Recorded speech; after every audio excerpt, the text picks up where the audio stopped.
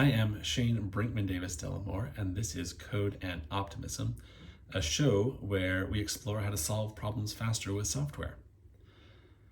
Today's topic is refactoring. Refactoring is life.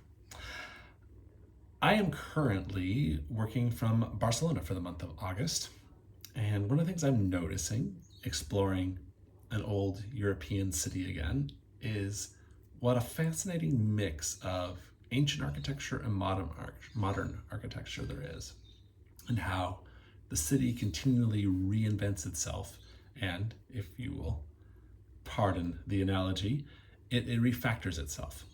The stuff that is still relevant is kept around, but stuff that is no longer serving a purpose is refactored and reused and built over or demolished.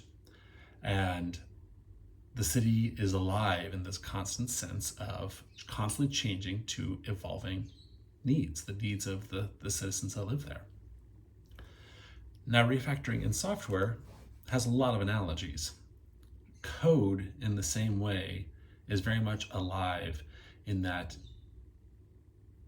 it is continually needing to respond to changing requirements. If code is not being edited at all, code is dead. And if code is being used, then it's going to need to respond to changes. It's going to have changing requirements in the environment. It's going to need to be updated over time. And as code evolves over time, some things will be stable and last the test of time, and some things will need to get refactored. So I'm going to kick this off with a little motivating example. And this is going to be at least a two-part set of episodes, because refactoring is too big of a topic to cover in just one. So I'm going to give the high-level overview of refactoring here, talking about why it's important, why we need to think about it, and then we're going to dive into the nitty-gritty on how to do refactoring well in later episodes. So the scenario is perhaps 15 years ago, maybe 13 years ago, when I was the early days of my startup, Immy Kimmy, and we were scaling like mad. We had a wild run for the first 18 months, and our servers were constantly melting down. And at first it was a matter of just figuring out how to get off one server and then being able to scale our app servers and all those sort of basic things, which basically just meant investing in more hardware. It didn't require a whole lot of software change. But as we started to get bigger and we beefed up our MySQL server, our database became more and more of the bottleneck. And it became more and more obvious that the database is going to be a problem. And I was trying to figure out answers. I was doing research, and I was listening to some podcast with an interview of one of the YouTube founders, and they were talking about how they used sharding to scale. And ding went off my head. It's like, okay, I kind of get this concept. I did some research. And so I was going to figure out how to do sharding. Well, turns out to do sharding, and I was using Ruby on Rails, and Ruby on Rails didn't, at least at the time, didn't have any way to do sharding. And so I was gonna have to do a fairly major refactor of the code, because the basics of sharding is that you're gonna have some way of mapping users to databases, and then each user's data is gonna be on the database they're assigned to. And we went the model of having a central database which had users in it, and each user record told what database to go to for that user. But that meant that we had to have the code talk to multiple different databases, and based on which user you were, it had to connect to the right database in order to fetch and interact with that user's data. And so that pretty much touched every database-facing line of code in the whole system. So I'm not going to go into too much more details about how that happened, but clearly I needed to do a big refactor. And no mind that I had to also do a big data migration. That's a total separate issue for another episode. But the refactoring happens when stuff changes, when requirements change. And in this case, the scalability is what changed for us. We got to a certain scale, and the current software design was not able to keep up with it. Let's talk about what is refactoring and get a few definitions under our belt here. we're constantly editing our code. We are often adding in new capabilities. We're also constantly doing little bits of cleanup here and there, trying to improve little things as we look at them. I call that the campfire principle, and that's a topic for a whole other episode. But we're constantly doing little tweaks to make the code better. And at some point, you're going to need to do some bigger edit. And a bigger edit, I'm going to sort of define the line as when it starts to cross multiple modules. Often it might be multiple files, but it might possibly be multiple different functions or classes within one file. It might just be one file and still qualify as a refactor. But it's more than just something that you can just do a quick little edit, change, run your test, feel good about. You're doing something that cuts over several things, and that's what makes it a refactor. Refactors also don't cover everything huge. There's a point where you're making a change that's so huge, which I might call a whole product rewrite, where you are going to fundamentally change the way how end users or clients of your API interact with your system. You're most likely going to be making breaking changes at that point, which can be good. There's a time and a place for that. That's no longer a refactor. That is now a reproducting, redesigning of the whole product. So refactors are sort of in between it's big enough that it's multiple modules, but it is not specifically expected to impact the end user. The external facing code should have the same experience for the end user, whether that's a UX or it's an API. And there might be a little bit of an improvement in the sense that there might be improved performance, there might be improved quality, it might be more reliable. So we do expect maybe there might be a few improvements, but the end user wouldn't notice anything other than it's a little bit better than it was, sort of these subjective experiences. So that's what a refactor is. That's what I'm defining refactors to be. So that's what we're going to be focusing on, is that refactor space. Now, within that, I think it's worth thinking a little bit about types of refactoring. So we're touching multiple modules. We're trying not to impact the end user, the client.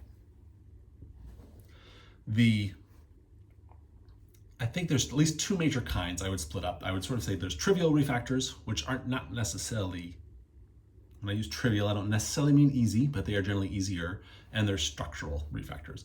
Trivial refactors are basically refactors that are changing the metadata on your code tree. And here's what I mean by that. It might be renaming a variable. So you might rename a variable, and like if it's a class member, or if it's a member in your module's exported functions, then you have to go refactor every single code that touches that method name, that function name, that variable name, etc.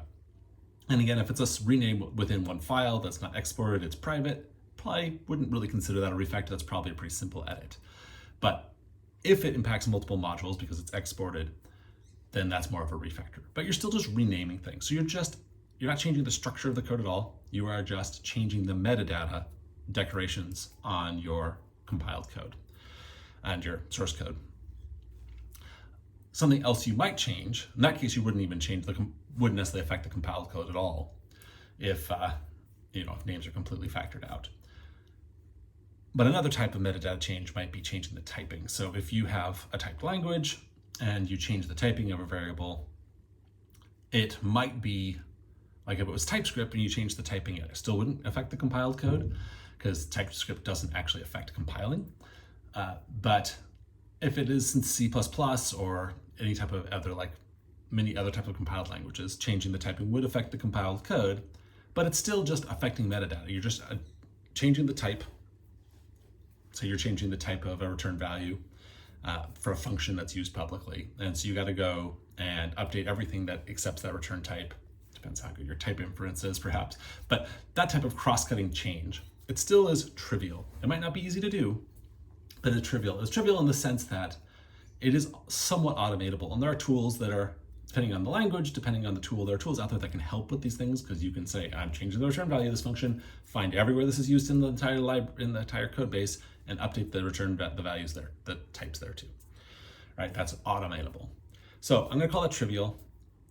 And I totally understand that sometimes it's not easy, but we're going to mostly talk about structural. Because structural refactoring is really where it gets interesting. That's when you are changing your code in some meaningful way. And it's probably quite a bit of changing, and it might impact a lot of bits of code. So at a very high level, that's what refactoring is. And I say all those definitions, which is useful, but if you've got much experience at all with coding, you know what a refactor is. A refactor is basically, you know it when you see it. It's a non-trivial change to code that doesn't affect the client. That's it. It's something you've been putting off because it's not trivial. Again, there's a trivial version of it, but it's not going to be a few minutes worth of work, and it's going to have a lot of impact, and you're going to have to test it well to make sure you did a good job. That's what a refactor looks like. So why do we refactor? Quick run through this topic. So there's a couple of reasons, probably two main categories of reasons, maybe three. One obvious reason is the requirements change.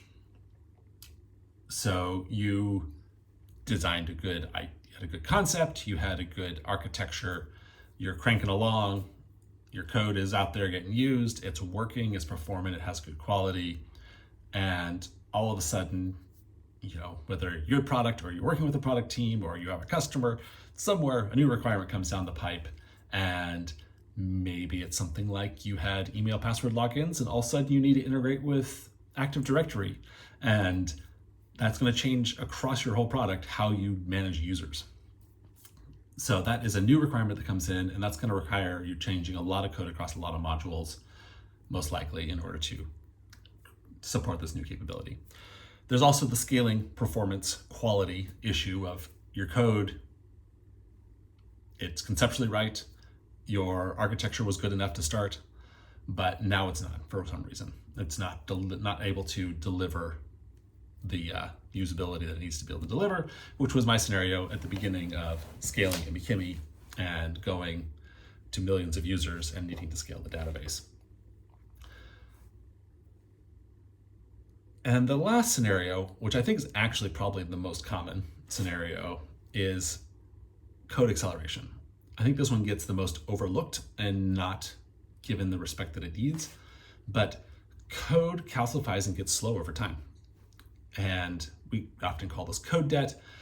Code debt is kind of a bit of a dirty word in the sense that we as software engineers love to use it, but it often is hard to convey to other people why code debt is important. And I like to just say that, code gets slow. We design it to be fast to start with, but we design it with a bunch of assumptions. And as we add in more and more stuff, it accumulates cruft, it gets rusty, might be another way to put it. And it needs to get a tune-up in order to be fast to change it. So our ability to deliver new features and new values slows down as coders over time. And we need to sometimes do a refactor. We might be doing the campfire principle, cleaning up a few lines of code here and there whenever we're touching things, making things generally better. But at some point, we realize, oh, this is how it should be, and it's not this way. It needs to get changed around, and that's going to really allow us to add new capabilities much faster coming down the pipe. So those are really the three main reasons for refactoring. And now I want to kind of shift to before I shift to that, let's follow up a little bit more on when to refactor, which we just talked a little bit about. When do you refactor? So you could have a new requirement that comes in, and now is the time you need to do it, and you know that just to even achieve it, you have to change some code. You might consider cobbling it on the side, but you're going to be adding a lot of rust and grit into your code, or code debt, as we often say. That is, a judgment call, but you probably want to get that refactor out of your way and get it done. Particularly if it's something like adding a whole new Active Directory system for managing user logins. Cobbling that on the side is just going to be terribly slow down your ability to add capabilities to your code over time. You want to do that one right because it's so foundational. So there's that. But the scaling, obviously, that's just as a requirement that just will come up. Like, you will be having trouble scaling. Hopefully you can avoid that in the first place. That's really just something that there are things you can learn about that. There's things you're going to learn the hard way about how to do just enough engineering at the beginning of the project to make sure you got good scalability. Not over engineering, but just enough. But the last one is when the code is getting slower and slower to develop with. That one's hard to tell when the right time is to do a refactor, because there's no return on the return on investment that is quantifiable. There's no way to measure that your code was faster before or after. There just isn't. But we as coders know it. We know it, and it's really clear. And our job is to communicate it to everybody else who needs to understand how important it is that, they're like, wow, you delivered features so fast, at the beginning of the project, but now why can't you get anything done anymore? Well, it's because our code needs to be refactored. That's okay. That's the reality. That's why refactoring is life. So when is a good time to start thinking about this? So the campfire principle is that you leave the code cleaner than when you arrived. So when you're doing something, you're in a file, you notice some little bits that need to be improved, you clean them up while you're there, and you test them as you're testing the rest of your code you're changing there, and you move along. So the campfire principle is great. You should be doing that all the time. But there's a point where the campfire principle has diminishing returns. You kind of have cleaned up all the little bits. There isn't a whole lot more to do there. And so that's when you should start thinking about, all right, well, I've done most of the little bits of code cleanup that I can do easily and fast. The code still feels sluggish or slow to me to edit. It's hard to make changes. When I try to add a new feature, I have to touch way too many files to add that feature. And most importantly, you get to the point where you and your team can start to see if I was to do this from scratch, I wouldn't do it this way anymore. I would do it this other way. And that's really the big thing, is you now know how you should have done it or how you should do it now, because maybe the requirements have changed and you were able to keep up with them. But if you'd known about those requirements, you would have done it differently originally. That's usually the thing, is when you get to that point, try to manage that sunk cost fallacy and say, all right, how would we have done it now if we did it from scratch? And then you figure out what that looks like. So you figure out where you're going to, and then you start to assess, well, what does it take to get from here to there? And you start planning a refactor. All right, so we've covered when to refactor. We've covered why to refactor. I'm gonna wrap up this session with, why is it important to refactor? And we've kind of touched on, sometimes you gotta do it. It makes your code faster to add new features if you put a little investment periodically to accelerate things. Like, those all make good sense, but there's one aspect we've not touched on, which is that, what's the alternative to refactoring? And I guess there's really two alternatives, and neither of them are very appealing. One of them is just living with code debt, living with slow code, and just keep cobbling things on the side. That is really a death march for both the ability to actually deliver value. There are big opportunity costs to continue to delay doing a refactor. And there's also the impact it has on morale. All of us as software engineers hate our lives just a little bit more each day. We have to deal with a huge pile of code debt. It's not only is it slow to get things done, but we're also demotivated to get things done. So there's a win-win to get these code refactors, particularly once they're really clear that they need to happen, to get them done.